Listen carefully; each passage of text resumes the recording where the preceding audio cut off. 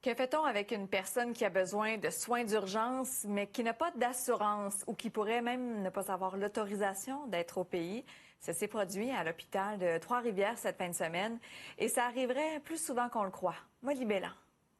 Cette fin de semaine, un patient particulier a été pris en charge ici, à l'hôpital de Trois-Rivières. Il serait arrivé dans un piteux état, sans pièce d'identité, sans assurance, et selon nos informations, rien n'indique qu'il avait l'autorisation d'être au pays. Que fait-on dans cette situation? Toute personne dont la vie ou l'intégrité est en danger a le droit de recevoir les soins que requiert son état. Il incombe à tout établissement, lorsque demande lui en est faite, de voir à ce que soient fournis ces soins, peut-on lire dans la loi sur les services de santé et les services sociaux. C'est une situation qui n'est pas exceptionnelle, confirme le syndicat. Que ce soit quelqu'un qui n'est pas assuré, qui est en voyage, qui est ici temporairement pour le travail, il doit recevoir les soins appropriés.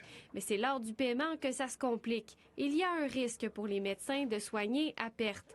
Maintenant, comment se déroulera la suite des choses pour ce type de patient sans identité? Avant que la personne soit expulsée, qu'elle quitte le Canada, on doit prouver son identité parce que ça prend un passeport pour que la personne quitte le Canada.